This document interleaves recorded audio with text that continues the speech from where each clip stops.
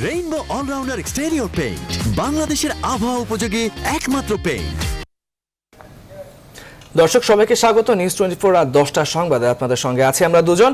আমি তামিমুর রহমান তন্ময় এবং আমি আফরিন আনোয়ার। দেখছিলেন শিরোনাম, এবারে পুরো খবর। প্রস্তাবিত বাজেট বাস্তবায়নযোগ্য বলে জানিয়েছেন অর্থমন্ত্রী আহম মুস্তফা কামাল। তার দাবি, এই বাজেট দেয়া হয়েছে জীবন ও জীবিকা বাঁচাতে। বাজেট পরবর্তী অনলাইন সংবাদ সম্মেলনে তিনি আরো বলেন, করোনা পরবর্তী প্রচুর বিদেশি বিনিয়োগ আসবে, বাড়বে কর্মসংস্থান। অর্থমন্ত্রী জানান, অর্থ পাচারকারীদের কোনো ছাড় দেওয়া হবে না। ব্যাংক খাতে তারল্য সংকট নেই দাবি করে অর্থমন্ত্রী বলেন, বাজেট হয়েছে পুঁজিবাজার বান্ধব। বিস্তারিত জানাচ্ছেন সুলতান আহমেদ। 21 বছরের প্রস্তাবিত বাজেট কাঠামোর উপর বৃহস্পতিবার জাতীয় সংসদে 5,68,000 কোটি টাকার বড় বাজেট প্রস্তাব করেন অর্থমন্ত্রী আহম মুস্তফা কামাল। রীতি অনুযায়ী পরের দিন গণমাধ্যমের মুখোমুখি তিনি। তবে করোনার জন্য এবার আসেন অনলাইনে। সবার মতামত নিয়ে শুরুতেই অর্থমন্ত্রী দাবি করেন, বাজেটে তাদের পুরো চেষ্টা ছিল দেশের মানুষের জীবন ও জীবিকা বাঁচানো। আমরা যেভাবে সাজিয়েছি আমরা সেভাবে মনে করি যেটা আমরা বাস্তবায়ন করতে সক্ষম হব। বাজেটের প্রবৃদ্ধির লক্ষ্যমাত্রা ধরা হয়েছে 8.2%, যা অর্জনে বেসরকারি বিনিয়োগ বর্তমানের চেয়ে প্রায় দ্বিগুণ করতে হবে। প্রশ্ন ছিল, কিভাবে তা সম্ভব? আমরা এতদিন আমরা বুঝতে পারি নাই কোন পথে এগুলো পরে বিনিয়োগ আসবে, সেটা আমরা এখন জানি। আমরা সেগুলো সহজ করে দিচ্ছি, আইনগুলো ট্রান্সপারেন্ট করে দিচ্ছি, সহজ করে দিচ্ছি, সবাইকে আমরা সাহায্য করতেছি এবং সেখানে কোনো ডিসক্রিমিনেশন নাই। উঠে আসে ব্যাংক খাত ও পুঁজিবাজার প্রসঙ্গ। অর্থমন্ত্রীর দাবি, কোনো ব্যাংকেই নেই তারল্য সংকট। এছাড়া পুঁজিবাজারের জন্য বাজেটে নেওয়া পদক্ষেপে বাজার গতিশীল হবে বলেও জানান তিনি। একদিকে আইন আছে, আইন আছে এবং আরেকদিকে শক্তিশালী কমিশন আছে। এখন রেগুলেটররাও এখন শক্তিশালী, ভালো ভালো শেয়ার বাজারে আসতেছে। আমরাও ভালো ভালো শেয়ার নিয়ে আসবো। আমরা কথা দিয়েছি, সরকারি শেয়ার আমরা বাজারে নিয়ে আসবো। অর্থমন্ত্রী বলেন, অর্থ পাচার রোধে প্রয়োজনে আইনের সংশোধন করা হবে। আমরা চাই যে আমাদের দেশের অর্থ বিদেশে না যাক। এই দেশের অর্থ যেখানে অর্জন করে এখানে খরচ করতে হবে। আর যারা খরচ করতে চায় না তারা এখান থেকে তারা একবারে চলে যাক না। এ সময় স্বাস্থ্য ও কৃষিতে বরাদ্দ নিয়ে সন্তুষ্টি জানান সরকারের অন্য দুই মন্ত্রী। কৃষি যন্ত্রের উপরে 50 ভাগ সমতল ভূমিতে উপকূলের এলাকা এবং হাওরের জন্য 70 ভাগ কৃষি যন্ত্রের উপরে আমরা প্রণোদনা দিব। স্বাস্থ্য এবং কৃষি সেগুলোকে আমরা অতি দ্রুত obeying all rules and regulation, যেগুলো ভায়োলেট করবো না, করে টাইমটা বাঁচিয়ে তাড়াতাড়ি করে আমরা এগুলোকে প্রক্রিয়াধীন করব। এ সময় রাজস্ব লক্ষ্য পূরণে করদাতার সংখ্যা বাড়ানো হবে বলেও জানান এনবিআর চেয়ারম্যান। সুলতান আহমেদ, নিউজ 24, ঢাকা। এদিকে নতুন বাজেটকে করোনার কবল থেকে অর্থনীতি পুনরুদ্ধারের এক ভারসাম্যপূর্ণ বাজেট হিসেবে অভিহিত করেছেন আওয়ামী লীগ।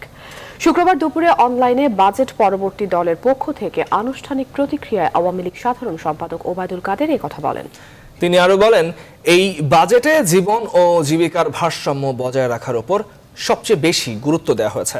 শাহালি জয় জানাচ্ছেন বিস্তারিত। বৃহস্পতিবার সংসদে উত্থাপন করা হলো সরকারের চলতি মেয়াদের দ্বিতীয় বাজেট। 5,68,000 কোটি টাকার প্রস্তাবিত এই বাজেট আকারে বাংলাদেশের ইতিহাসে সর্ববৃহৎ। বাজেট ঘোষণার একদিন পর এ নিয়ে আওয়ামী লীগ সভাপতির ধানমন্ডি কার্যালয় থেকে দলের আনুষ্ঠানিক প্রতিক্রিয়া জানানো হয়। ভিডিও কনফারেন্সে এতে যুক্ত হন আওয়ামী লীগ সাধারণ সম্পাদক ওবায়দুল কাদের। বলেন, করোনা মোকাবেলা করে দেশের অর্থনীতির গতিশীলতা ফিরিয়ে আনাই বাজেটের প্রধান লক্ষ্য। এবারের বাজেট ভিন্ন বাস্তবতা, ভিন্ন প্রেক্ষাপটে প্রণীত। এ বাজেট করোনার বিদ্যমান সংকটকে সম্ভাবনায় রূপ দেওয়ার বাস্তবসম্মত প্রত্যাশার দলিল। করোনা ভাইরাসের সৃষ্ট সংকটময় পরিস্থিতিকে সম্পূর্ণভাবে বিচার বিশ্লেষণ করে সংকটকালীন ও সংকট পরবর্তী সম্ভাব্য অর্থনৈতিক চ্যালেঞ্জ মোকাবিলার গতিপথ নির্ণয়ের লক্ষ্যকে সামনে রেখেই প্রণীত হয়েছে এবারে বাজেট। দুর্যোগের এই সময়ে গতানুগতিক ধারার বাইরে গিয়ে বাজেট প্রণয়ন করা হয়েছে বলেও মন্তব্য করেন তিনি। জীবন জীবিকার মধ্যে ভারসাম্য বজায় রেখে দেশকে এগিয়ে নিতে শেখ হাসিনা সরকারের সময়োচিত সাহসী চিন্তার ফসল। গতানুগতিক ধারার সাথে আউট অফ বক্স চিন্তার সমন্বয় করে সংকটজয়ের নব উদ্যম সৃষ্টিতে এ বাজেট পেশ হয়েছে। দলীয় সভাপতি প্রধানমন্ত্রী শেখ হাসিনার নেতৃত্বে বাংলাদেশ সকল সংকট কাটিয়ে উঠবে বলে দৃঢ় প্রত্যাশার কথাও জানান ওবায়দুল কাদের। ভাইরাসের মোকাবেলা করে শাহ আলী জয়, নিউজ 24, ঢাকা। করোনা মোকাবেলায় প্রস্তাবিত বাজেটে কোনো কাঠামো পরিপালিত হয়নি বলে মনে করে বিএনপি। তারা মনে করে জীবন ও জীবিকাকে উপেক্ষা করে স্বাস্থ্য খাতে সঠিক বরাদ্দ না দিয়ে মেগা প্রকল্পগুলোয় অর্থের যোগান দেওয়া হয়েছে। এর ফলে বাজেটে দুর্নীতি প্রশ্রয় পাবে। দলের পক্ষে এই প্রতিক্রিয়া জানিয়েছেন বিএনপি মহাসচিব মির্জা ফখরুল ইসলাম আলমগীর। বিস্তারিত তৌহিদ শান্তর প্রতিবেদনে। পুরো পৃথিবী বদলে দিয়েছে সূক্ষ্ম এই ভাইরাস কোভিড-19। দেশে প্রতিনিয়ত মৃত্যুর সংখ্যা বাড়ছে আক্রান্তের সংখ্যা। কিন্তু এই মহাদুর্যোগ মোকাবেলায় প্রস্তাবিত বাজেটে কার্যকর কোনো কাঠামো দেয়া হয়নি, অভিযোগ করেছে বিএনপি। শুক্রবার এক সংবাদ সম্মেলনে 2020-21 সালের জন্য প্রস্তাব করা জাতীয় বাজেটকে এভাবেই মূল্যায়ন করেন দলটির মহাসচিব। বলেন, স্বাস্থ্য খাতকে অবহেলিত রেখে অপ্রয়োজনীয় খাতে বরাদ্দ দেওয়া হয়েছে। বাজেটে স্বাস্থ্য খাতের উন্নয়নে প্রকৃত অর্থে কোন গঠনমূলক ব্যবস্থা কিংবা সংস্কার প্রস্তাব নেওয়া হয়নি। প্রস্তাবিত বাজেটে করোনার ঝুঁকি মোকাবেলায় যে কাঠামো থাকা দরকার সেটি পরিপালিত হয়নি। বাজেটের আয় ও ব্যয়ের গ্রহণযোগ্যতা ও বিশ্বাসযোগ্যতা নিয়েও প্রশ্ন রয়েছে। মির্জা ফখরুল বলেন, প্রবৃদ্ধি বৃদ্ধির নামে এই বাজেটে প্রতারণা করা হয়েছে। বিভিন্ন সুযোগ সৃষ্টি করা হয়েছে দুর্নীতিকে উৎসাহিত করতে। এই বাজেটে দুর্নীতিকে প্রশ্রয় দেওয়া হয়েছে।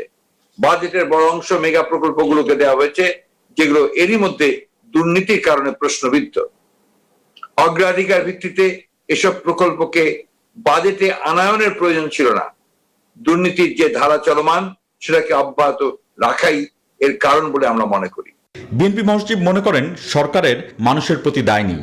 এ কারণেই প্রস্তাবিত এই বাজেটে কর্মহীন মানুষের কথাও নেই। 1,53,000। তৌহিদ শান্ত, নিউজ 24, ঢাকা।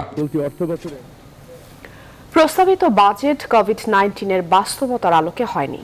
করোনাকালে মানুষের জীবন জীবিকার চেয়ে বাজেটে বেশি গুরুত্ব পাচ্ছে জিডিপির উচ্চ প্রবৃদ্ধি অর্জন। আর বাজেটে দেশের প্রবৃদ্ধির প্রকৃত চিত্র ওঠে না আসলে বহির্বিশ্বে ভুল সংকেত যাবে, যা আন্তর্জাতিক করোনা তহবিল পাওয়ার ক্ষেত্রে বাধা সৃষ্টি করতে পারে। বাজেট বিশ্লেষণে এমন মন্তব্য করেছে বেসরকারি গবেষণা প্রতিষ্ঠান centre for policy dialogue CPD. Nazia Kona জানাচ্ছেন বিস্তারিত। শুক্রবার প্রস্তাবিত 2020-21 অর্থ বছরের বাজেট পরবর্তী ভার্চুয়াল সংবাদ সম্মেলন করে বেসরকারি গবেষণা সংস্থা centre for policy dialogue CPD. Issue হয়ে দাঁড়াতে পারে। এই সময় সিপিডি নির্বাহী পরিচালক ডক্টর ফাহমিদা খাতুন প্রস্তাবিত বাজেটকে গতানুগতিক বলে মন্তব্য করেন। বলেন, করোনা কালে জীবন ও জীবিকা টিকিয়ে রাখার সুনির্দিষ্ট কোনো পরিকল্পনা নেই বাজেটে। বাস্তব পরিস্থিতি বিবেচনায় না নিয়েই এই বাজেট প্রস্তাব করা হয়েছে। যে সরকারের এক ধরনের যে মোহ যে জিডিপি প্রবৃদ্ধির প্রতি, সেটাই কিন্তু বারবার ঘুরে ফিরে আসছে। বাজেটে জিডিপি প্রবৃদ্ধির লক্ষ্যমাত্রা ধরা হয়েছে 8.2%। সংস্থাটির মন্তব্য, কোভিড-19 পরিস্থিতি মোকাবিলার চেয়েও সরকার বেশি গুরুত্ব দিচ্ছে জিডিপি প্রবৃদ্ধির দিকেই। আর করোনার সংকটে পড়া অর্থনীতির সঠিক চিত্র বাজেটে প্রতিফলিত না হলে আন্তর্জাতিক সহায়তা পাওয়া দুষ্কর হবে বলে মনে করে সংস্থাটি। কোভিডের সময়ও আমাদের তেমন অর্থনৈতিক নেতিবাচক প্রভাব পড়েনি আমাদের উপরে, কিংবা আমাদের প্রবৃদ্ধির উপরে তেমন কোনো প্রভাব পড়েনি। এই ধরনের ভুল সিগন্যালের কারণে কিন্তু কোভিড-19 প্রেক্ষিতে যে সমস্ত আন্তর্জাতিক ফান্ড তৈরি হয়েছে, যে সমস্ত সম্পদ তৈরি হয়েছে, সেই সম্পদগুলো পাওয়ার ক্ষেত্রে বাধাগ্রস্ত হতে পারে। বাজেটে নির্ধারিত আয় ও ব্যয়ের মধ্যে সমন্বয় এবং এর বাস্তবায়ন দক্ষতা বাড়ানোর আহ্বান সংস্থাটির। নাজিয়া কণা, নিউজ 24, ঢাকা। প্রস্তাবিত বাজেটে প্রবৃদ্ধির লক্ষ্য বাস্তবায়ন নয় বলে মত অর্থনীতি বিশ্লেষকদের। তাদের মতে, করোনা সংকটে স্বাস্থ্য এবং জীবন জীবিকার চ্যালেঞ্জ মোকাবেলায় এই বাজেট কতটা ভূমিকা রাখবে তা নিয়ে প্রশ্নই থাকছে। অন্যদিকে ব্যবসায়ীরা বলছে, বাজেটে বড় চ্যালেঞ্জ হবে ব্যয় ব্যবস্থাপনা এবং রাজস্ব আদায়। প্লাবন রহমানের রিপোর্টে বিস্তারিত। বড় কঠিন সময়ে বিশাল ঘাটতির বাজেট প্রস্তাব করলেন অর্থমন্ত্রী আহম মোস্তফা কামাল। 2020-21 অর্থ বছরের জন্য 5,68,000 কোটি টাকার বাজেটে প্রবৃদ্ধির উচ্চাভিলাষী লক্ষ্য ধরা হয়েছে 8.2%। যিনি হলেন সবচেয়ে বেশি বরাদ্দ পেয়েছে শিক্ষা ও প্রযুক্তি খাত, এরপর পরিবহন ও যোগাযোগ খাতে। ভঙ্গুর স্বাস্থ্য খাতকে টেনে তুলতে বরাদ্দ দেওয়া হয়েছে 29,246 কোটি টাকা, আর সামাজিক নিরাপত্তায় বরাদ্দ 32,000 কোটি। এবং এবারের বাজেটের আরেক অগ্রাধিকার খাত কৃষিতে খরচ ধরা হয়েছে 29,000 কোটি টাকা। জিডিপি গ্রোথ রেটটি যে টার্গেটটা করা হয়েছে আগামী অর্থ বছরে 8.2, এটা নিয়ে হয়তো প্রশ্ন থাকবে। ব্যাংকিং সেক্টর থেকে যেন কোনো ঋণ না নেওয়া হয়, কারণ ব্যাংকিং সেক্টর এমনি চাপে আছে।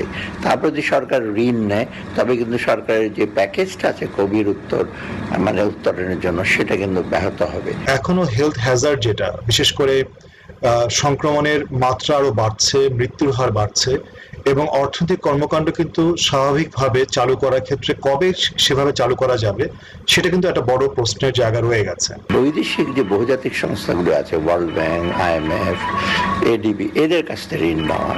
বাজেটে বড় ব্যয়ের বিপরীতে এনবিআর এর রাজস্ব আদায়ের লক্ষ্য 3,30,000 কোটি। এনবিআর বহির্ভূত খাত থেকে অর্থ আদায়ের লক্ষ্য 15,000 কোটি। সব মিলিয়ে রাজস্ব আয়ের এমন লক্ষ্য পূরণ অসম্ভব বলছেন ব্যবসায়ীরা। আমরা যদি ভ্যাকসিন পাই এবং স্বাভাবিকের দিকে যাই তাহলে হয়তোবা বড় ধরনের প্রবলেম হবে না, বাট যদি যেই পরিস্থিতিতে এখন চলছে এটার একটা প্রজেকশনের সাথে বাস্তবতা একটা গ্যাপ তো থাকবেই। করোনার বাস্তবতায় দেশে কর্মহীন হচ্ছে বিপুল জনগোষ্ঠী, বড় অংশ যোগ হচ্ছে গরিবের তালিকায়। বাজেট বাস্তবায়নে এসব মানুষের জীবন জীবিকা টিকিয়ে রাখতে বরাদ্দকৃত অর্থের গুণগত ব্যবহারে মনোযোগী হওয়ার পরামর্শ বিশেষজ্ঞদের। প্লাবন রহমান, নিউজ 24, ঢাকা। শিকদার গ্রুপের হাত ধরে আধুনিক স্থাপত্য শিল্পের নতুন এক উচ্চতায় প্রবেশ করতে চলেছে বাংলাদেশ। রাজধানীর পূর্বাচলে মহান ভাষা আন্দোলনের স্মৃতিতে 52 তলা ভবন, মুক্তিযুদ্ধের স্মৃতিতে 71 তলা ভবন এবং প্রধানমন্ত্রী শেখ হাসিনার কাজের প্রতি কৃতজ্ঞতা স্মরণে 96 তলা ভবনের সমন্বয়ে গড়ে উঠছে বঙ্গবন্ধু ট্রাই টাওয়ার। এছাড়াও দেশের অর্থনৈতিক উন্নয়ন এবং কর্মসংস্থান তৈরিতে বিশাল ভূমিকা রাখছে শিকদার গ্রুপ অফ কোম্পানিজ। এছাড়াও পৃথিবীর বিভিন্ন দেশে তাদের বিনিয়োগ আছে। বিস্তারিত আসিফ টিপুর প্রতিবেদনে। রূপকল্প 2041 মধ্য আয়ের বাংলাদেশকে উন্নত দেশে রূপান্তরের স্বপ্ন। সেই স্বপ্ন পূরণে বড় অবদান রাখতে সঙ্গী হয়েছে শিকদার গ্রুপ। পূর্বাচল নতুন শহরের সেন্ট্রাল বিজনেস ডিস্ট্রিক্টে নির্মিত হচ্ছে বঙ্গবন্ধু ট্রাই টাওয়ার, যেখানে থাকবে ভাষা আন্দোলনের স্মৃতি বিজড়িত 52 তলা ল্যাঙ্গুয়েজ টাওয়ার। মহান মুক্তিযুদ্ধ ও বাংলাদেশের স্বাধীনতার স্মারক হিসেবে নির্মিত হবে 71 তলা বিশিষ্ট লিবারেশন টাওয়ার। আরও থাকছে 96 তলা বিশিষ্ট লিগাসি টাওয়ার। প্রধানমন্ত্রী হিসেবে শেখ হাসিনার দায়িত্ব গ্রহণের বছর 1996 সালের স্মৃতিতে সেটি নির্মিত হবে। এছাড়াও থাকবে শহীদ মিনার ও জাতীয় স্মৃতিসৌধের আদলের অবকাঠামো। এই প্রকল্পে 3টি আইকনিক ভবন ছাড়াও গড়ে উঠবে 40 তলার আরও 49টি ভবন। আমরা আশা করি সব ঠিক থাকলে 2027 সালের মধ্যে বঙ্গবন্ধু ট্রাই টাওয়ার নির্মাণ কাজ শেষ করতে পারব। দশক ধরে বাংলাদেশের অর্থনৈতিক উন্নয়ন ও কর্মসংস্থান তৈরিতে ভূমিকা রাখছে শিকদার গ্রুপ অফ কোম্পানিজ। শিক্ষা ও স্বাস্থ্য খাতে অবদান রাখছে প্রতিষ্ঠানটি। তৈরি করেছে বিশেষ অর্থনৈতিক অঞ্চল। 2000 মানুষ প্রত্যক্ষভাবে শিকদার গ্রুপের সাথে যুক্ত। সব মিলিয়ে 50,000 সংখ্যক মানুষের জীবন ও জীবিকার ব্যবস্থা আমরা করতে পেরেছি। আমাদের নতুন প্রজেক্টগুলোতে আরো 40,000 সংখ্যক মানুষের কর্মসংস্থান হবে। পাশাপাশি চিকিৎসা, শিক্ষা ও সামাজিক নিরাপত্তা খাতে আমরা অবদান রাখার চেষ্টা করছি, যার সুবিধাভোগের সংখ্যা অনুমানিক মোর দ্যান 50,000 সংখ্যক মানুষ। এছাড়াও দেশের অবকাঠামো উন্নয়নে কয়েক দশক ধরে প্রশংসিত ভূমিকা রাখছে শিকদার রিয়েল এস্টেট কোম্পানি। দেশের বাইরে থাইল্যান্ড, সিঙ্গাপুর, সুইজারল্যান্ড ও যুক্তরাষ্ট্রে শিকদার গ্রুপের বিনিয়োগ আছে। আসিফ টিপু, নিউজ 24। রাত 10টার সংবাদে নিচ্ছি একটি বিরতি। আরো খবর নিয়ে ফিরছে একটু পর, সাথে থাকুন।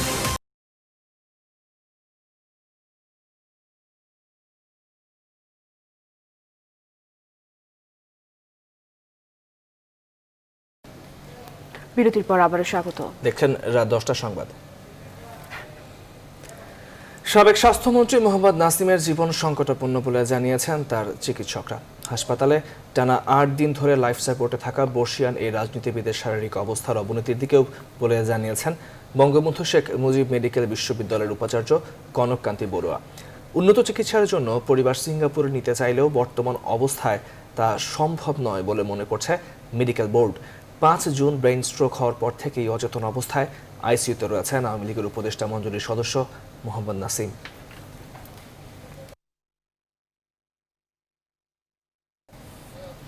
আবারও বাজেট প্রসঙ্গ। প্রস্তাবিত বাজেটে পণ্যের দাম নিয়ে বাজারে মিশ্র প্রতিক্রিয়া দেখা গেছে ক্রেতা বিক্রেতাদের মধ্যে। তবে মাত্র 5 দিনের ব্যবধানে প্রতি কেজি চালের দাম বেড়েছে 5 থেকে 7 টাকা। বেড়েছে দেশি বিদেশি পেঁয়াজের দামও। আরতদাররা জানান, চালের মৌসুম হলেও বাজেট ও করোনার কারণে আগেই দাম বাড়িয়ে দিয়েছেন মিলাররা। আর সাধারণ ক্রেতাদের অভিযোগ, এবারের বাজেটে দাম কমার চেয়ে বাড়ার তালিকাই বড়। বিস্তারিত জানাচ্ছেন বাবু কামরুজ্জামান। সংশোধিত বাজেট এক অনিশ্চিত অর্থনীতি আর আতঙ্ক মাথায় নিয়েই বৃহস্পতিবার জাতীয় বাজেট ঘোষণা করেন অর্থমন্ত্রী আ.হ.ম মুস্তফা কামাল। বাজেট বক্তৃতায় অর্থনীতি পুনরুদ্ধারে নানা পদক্ষেপের পাশাপাশি উঠে আসে নিত্য প্রয়োজনীয় কেনাকাটা ও আমদানিকৃত বিভিন্ন পণ্যের ওপর শুল্ক ছাড় ও আরোপের কথাও। শুক্রবার রাজধানীর বাজার ঘুরে ক্রেতাদের সাথে কথা বলে জানা যায়, এবারের বাজেট সাধারণ মানুষের জীবনযাত্রার খরচ আরও বাড়াবে। আসলে বাংলাদেশের বাজেটটা কিন্তু নিয়ন্ত্রিত না। আপনি বাজেট করছেন একটা, হয়ে গেছে আরেকটা। বাজেট আসলে সবসময় দেখা যায় একটা বড় লম্বা লিস্ট। বাজেটে কোনো সময় যে দাম কমে এরকম কোনো সুফল কোনো সময় আমরা সাধারণ মানুষ পাই না। কিছু কিছু জিনিসপত্র বাড়ে, কিছু আমাদের আয়ত্তের বাইরে চলে যায়, এটা আমাদের পক্ষে কিনা কখনো সম্ভব হচ্ছে না। বাজেট বক্তৃতায় বলা হয়েছে, দেশে পেঁয়াজ চাষিদের উৎসাহী করতে এবার আমদানি করা পেঁয়াজে শুল্ক আরোপের। যদিও বাজেট ঘোষণার 4 দিন আগেই ভারতীয় পেঁয়াজের দাম কেজি প্রতি বেড়েছে 10 টাকা পর্যন্ত। ইন্ডিয়ান পেঁয়াজটাও 2 দিন আগে বেশি 18-19 টাকা, আজকে বেশি 28 টাকা 30 টাকা। কারণ কি? কারণ ওই বাজেট বাড়াইছে, এমনি পেঁয়াজের দাম একটু মানে মেলা দিন বাদে ওঠানামা করলো। 2-1 দিন যাওয়ার পরে যখন ফাইনাল হয়ে যাবে তখন এটার প্রভাব বাজারে পড়বে। এদিকে চালের বাজারে ভরা মৌসুমেও কমেনি দাম। উল্টো 1 সপ্তাহ আগে মানভেদে কেজি প্রতি দাম বাড়ানো হয়েছে 5 থেকে 7 টাকা পর্যন্ত। ধান উঠলে তো চালের দাম কমে যায়, মানে ধান ওঠার আগে যে রেট থাকে রেট অন্তত চালে 1 কেজিতে অন্তত 5 টাকা 7 টাকা কমার কথা, কিন্তু কমে নাই। প্রতিটা চালের দামই বেশি। তো বাজেট সামনে কি হবে না হবে, আর আরেকটা হচ্ছে আমাদের দেশে যে করোনা ভাইরাস, এই 2টা কারণে যে মেলাররা আছে না, মেলাররা এই সুযোগটা ব্যবহার করছে। করোনার অজুহাতে ভরা মৌসুমে চালের দাম বাড়ার যৌক্তিক কারণ নেই বলে জানান ক্রেতারা। বাবু কামরুজ্জামান, নিউজ 24, ঢাকা। বাজেট উপস্থাপনের পর চলছে নানা হিসেব নিকেশ।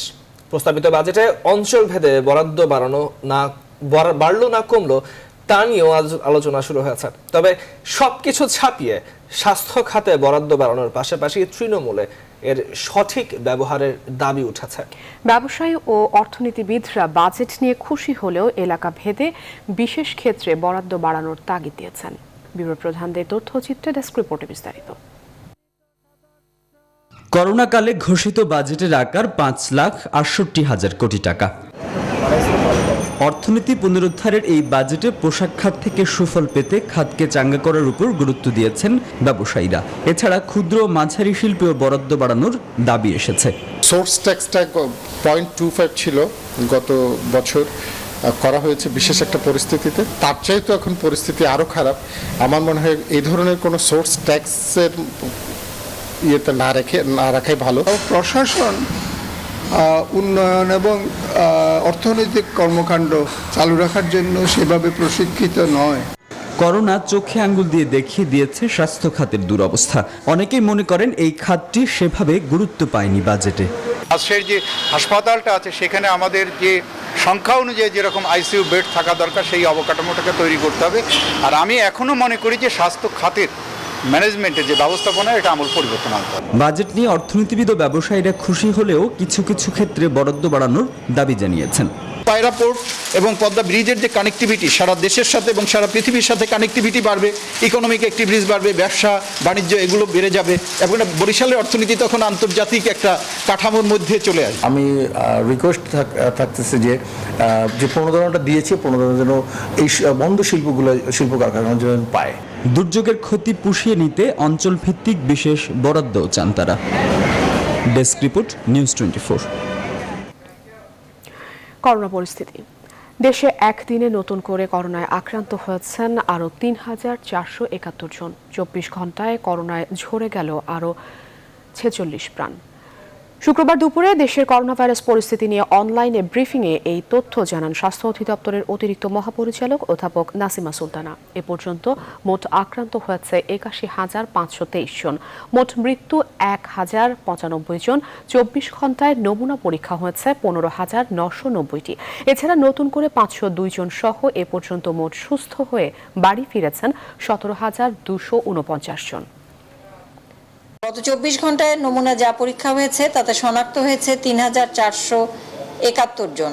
গত ২৪ ঘন্টায় মৃত্যুবরণ করেছেন ৪৬ জন, এ পর্যন্ত ১,০৯৫ জন। মুক্তিযুদ্ধ বিষয়ক মন্ত্রী আকম মোজাম্মেল হক এবং তার স্ত্রী Laila Arjumand Banu corona virus positive শনাক্ত হয়েছেন। এছাড়াও করোনা আক্রান্ত হয়েছেন মন্ত্রীর একান্ত সচিব হাবিবুর রহমানও। মুক্তিযুদ্ধ বিষয়ক মন্ত্রণালয়ের সিনিয়র তথ্য কর্মকর্তা সুফি আবদুল্লাহিল মারুফ এই তথ্য জানিয়েছেন।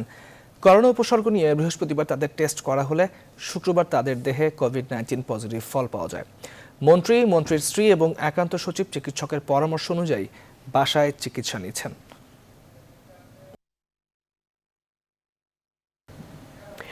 গত ২৪ ঘন্টায় আবারও করোনার রেকর্ড সংক্রমণ দেখল বিশ্ব। নতুন করে ভাইরাসে আক্রান্ত হয়েছেন ১,৩৬,০০০-এর বেশি মানুষ। মোট আক্রান্ত ৭৬,৩০,০০০ ছাড়িয়েছে।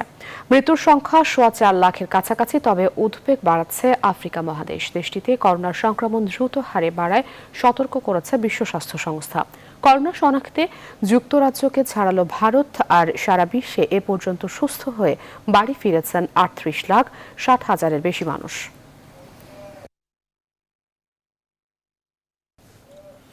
করোনা ভাইরাসের ভ্যাকসিনের চূড়ান্ত পরীক্ষার ঘোষণা দিয়েছে যুক্তরাষ্ট্রের ওষুধ কোম্পানি মডার্না। জানিয়েছে জুলাই মাসে ৩০,০০০ স্বেচ্ছাসেবীর শরীরে এই ভ্যাকসিনের পরীক্ষামূলক প্রয়োগ করা হবে। চিকিৎসা বিজ্ঞানে ভ্যাকসিন উদ্ভাবনে এই ধাপকে চূড়ান্ত পর্ব হিসেবে মনে করা হয়। মডার্না জানায় শেষ ধাপের পরীক্ষার জন্য ভ্যাকসিনের ডোজের ১০০ মাইক্রোগ্রাম নির্ধারণ করা হয়েছে। চূড়ান্ত পরীক্ষা সফল হলে এই ডোজের মাত্রা অনুসারে কোম্পানিটি প্রতি বছর ৫০০ মিলিয়ন ডোজ ভ্যাকসিন সরবরাহ করতে পারবে।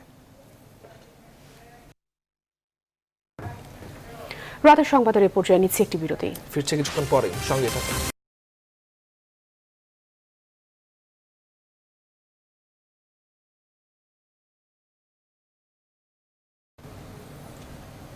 স্বাগত আরো একবার। দেখছেন রাতের সংবাদ। টানা তৃতীয় দিন লকডাউন চলছে পূর্ব রাজাবাজারে। তবে বিশেষ প্রয়োজন ছাড়া অপ্রয়োজনে বাইরে যাচ্ছেন অনেকেই। দায়িত্বে থাকা আইন শৃঙ্খলা বাহিনীর সদস্যরা বলছেন পুরোপুরি নিয়ম না মানলে বাড়বে আক্রান্তের ঝুঁকি। বিস্তারিত আলী তালুকদারের রিপোর্টে। রাজধানীর পূর্ব রাজাবাজার টানা লকডাউনে এখানকার বাসিন্দারা। কঠোর নির্দেশনা থাকলেও চলাচল শিথিল রয়েছে চিকিৎসক, সরকারি কর্মকর্তা, ব্যাংকার ও মিডিয়া কর্মীদের জন্য। প্রবেশ ও বের হওয়ার ক্ষেত্রে মানা হচ্ছে রেজিস্ট্রি খাতা, তাপমাত্রা মাপা হচ্ছে যন্ত্র দিয়ে। তবে শুক্রবার ছুটির দিন থাকায় বিভিন্ন অজুহাতে বাইরে বের হতে দেখা গেছে অনেককেই। এখন আমার বাচ্চা শনি একরাতে, তো সে অসুস্থ, এখন আমার দায়িত্ব হবে, তো এটা কল দেখাইছে, এখন আমাকে বলতেছে কিডনিতে প্রবলেম দিছিল, আজকে টেস্ট আলট্রা হয়েছে আর হচ্ছে এই যে আপনার ইউরিন টেস্ট, এটার জন্য আমরা বের হয়েছি। মানতেছে না, মানতে হবে, একটু কষ্ট হলেও মানতে হবে, কারণ দেশের অবস্থা যদি ভালো হয় ভালো হোক। জরুরি প্রয়োজনে আর চিকিৎসার জন্য যারাই বের হচ্ছেন তারাও বলছেন লকডাউন মেনে চলার কথা। আমি তো যাওয়া আসা করছি, সকালবেলাও তো গেলাম কাজে, আবার এখন যাচ্ছি, বাসায় যাচ্ছি। ওয়াক্তের নামাজ হয় ঘরে পড়া যায়, জুম্মার নামাজে তো আর বাসায় হবে না। 2 মাস ধরে তো আমরা ওয়ার্ক ফ্রম হোম, বাট এখন তো সীমিত আকারে সবকিছু খুলে দেওয়া হয়েছে, তো খুলে দেওয়ার কারণে আমাদেরকেও যেতে হয়। লকডাউনটা স্বতঃস্ফূর্ত হওয়া উচিত, মানুষকে স্বতঃস্ফূর্ত হবে এটা মেনে চলা উচিত, ওদেরকে হেল্প করা উচিত। পুরোপুরি লকডাউন মানা না হলে ঝুঁকি আরও বাড়বে বলে মনে করেন জনপ্রতিনিধি ও আইনশৃঙ্খলা বাহিনীর সদস্যরা। আলী তালুকদার, নিউজ 24, ঢাকা। রাজধানীর গুলশানে ইউনাইটেড হাসপাতালে অগ্নিকাণ্ডে 5 জনের প্রাণহানির ঘটনায় কর্তৃপক্ষের চরম গাফিলতি ছিল। হাসপাতাল কম্পাউন্ডে করোনা রোগীদের জন্য স্থাপিত অস্থায়ী ইউনিট অগ্নি প্রতিরোধক ছিল না, এমনটাই উঠে এসেছে পুলিশের তদন্ত প্রতিবেদনে। পুলিশের গুলশান বিভাগের ডিসি সুদীপ কুমার চক্রবর্তী শুক্রবার সাংবাদিকদের এই সব কথা জানান। ইউনাইটেড হাসপাতালে অগ্নিকাণ্ডের ঘটনা তদন্তে গঠিত পুলিশের কমিটি বুধবার ডিএমপি কমিশনারের কার্যালয়ে প্রতিবেদন জমা দিয়েছে। এর আগে ফায়ার সার্ভিসের তদন্ত প্রতিবেদনে ইউনাইটেড হাসপাতালে স্থাপিত অস্থায়ী করোনা ইউনিটটিকে ত্রুটিপূর্ণ হিসেবে উল্লেখ করা হয়েছিল। 27 মে রাতে ইউনাইটেড হাসপাতালের অস্থায়ী করোনা ইউনিটে অগ্নিকাণ্ডের ঘটনায় চিকিৎসাধীন 5 রোগী মারা যান। অগ্নি নির্বাপনে নিয়োজিত ছিলেন তাদের জবানবন্দি গ্রহণ করেন, পাশাপাশি ওখানকার যে সিসিটিভি যে ফুটেজ সেটা কালেকশন করা হয় এবং বিভিন্ন ধরনের রোগীদের যে নথিপত্র সেগুলো পর্যালোচনা করা হয় এবং সার্বিকভাবে পুঙ্খানুপুঙ্খানু যাচাইয়ের পর তারা একটি বিশদ প্রতিবেদন জমা দেন এবং এই প্রতিবেদন ইতিমধ্যে পুলিশ কমিশনার স্যারের নিকট পাঠানো হয়েছে এবং এই প্রতিবেদনে যে বিষয়গুলো উঠে এসেছে মূলত করোনা আইসোলেশন ইউনিটটি যে বর্ধিতাংশে সেখানে স্থাপন করা হয়েছিল সেটা কোনো ধরনের বিল্ডিং কোড মানা হয়নি। সংবাদের রিপোর্ট চাই নিচ্ছি আরেকটি বিরতি, ফিরছি কিছুক্ষণ পরে এই সঙ্গে থাকুন।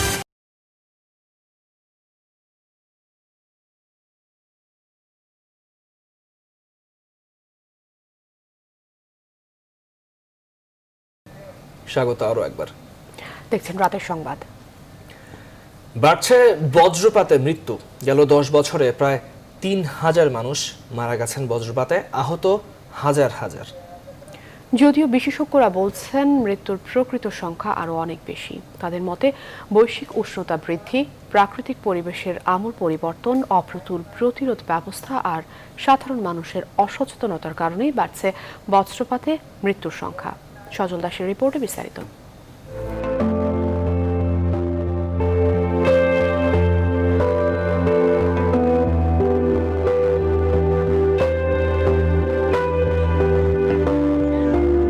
বিস্তীর্ণ হাওড় অঞ্চল, কালো মেঘে আচ্ছন্ন পরিবেশ, খোলা আকাশের নিচেই মাছ শিকারে ব্যস্ত জেলেরা। বিশেষজ্ঞরা বলছেন মেঘাচ্ছন্ন এই পরিবেশে মাছ শিকার অথবা খোলা মাঠে কৃষিকাজ করতে গিয়েই বেশিরভাগ ক্ষেত্রে বজ্রপাতে ক্ষতিগ্রস্ত হচ্ছেন সাধারণ মানুষ।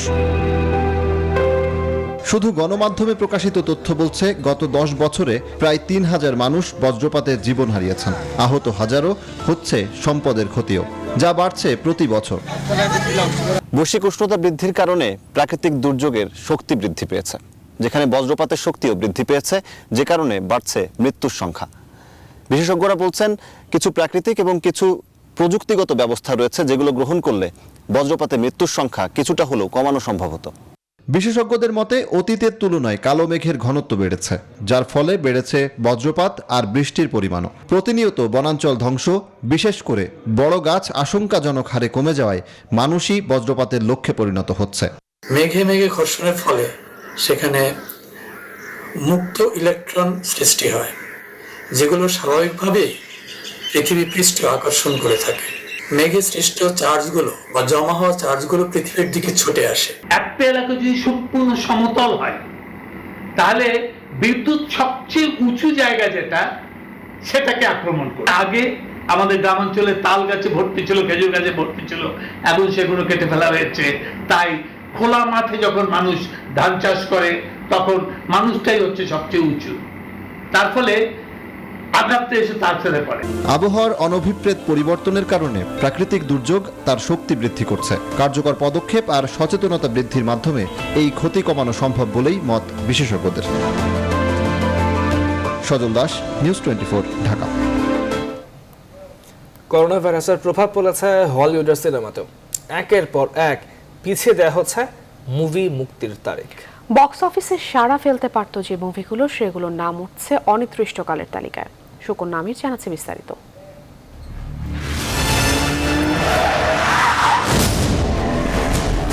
Why would I betray you? We We all have our secrets. No time to die মুভিটি হয়তো এ বছরের শুরুতেই সাড়া ফেলতো হলিউড বক্স অফিসে, কিন্তু করোনা ভাইরাসের কারণে তার সম্ভব হলো না। জেমস বন্ড রূপে ড্যানিয়েল ক্রেগ অভিনীত এই সিনেমাটি দেখতে দর্শকদের এখন অপেক্ষা করতে হবে 25 নভেম্বর পর্যন্ত। James Bond. History of violence. I'm Sonic, a little ball of super energy. হলিউডের টপ চার্টে আসন গেড়েছিল সনিক দ্য হ্যাজক মুভিটি, তবে মুভিটি সিনেমার অন্যতম বড় বাজার চীনেই মুক্তি দিতে পারেননি নির্মাতা ও পরিবেশকরা। এমনকি চীনের প্রেক্ষাগৃহে অনির্দিষ্টকালের জন্য পিছিয়েছে মুলান, 1917 এবং জোজো র্যাবিট সিনেমাগুলো। Doesn't make sense anymore. Yeah, I know. It's definitely not a good time to be a Nazi. এদিকে পিছিয়ে গেছে টম ক্রুজ অভিনীত বহুল আলোচিত মুভি টপ গান ম্যাভরিক। নতুন নির্ধারিত তারিখ এখন 23 ডিসেম্বর। 31 জুলাই মুক্তি পাবার কথা the SpongeBob sponge on the run মুভিটি। অন্যদিকে 2 বছরের জন্য পিছিয়েছে ডিজনি স্টুডিওর movie black widow.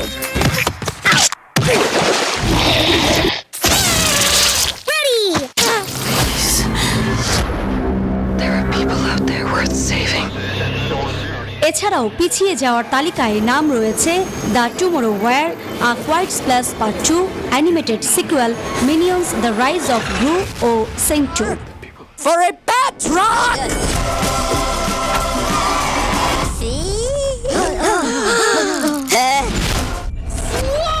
Sukanya Amir, news 24। দর্শক শেষ করছে এখনকার সাথে থাকার জন্য ধন্যবাদ।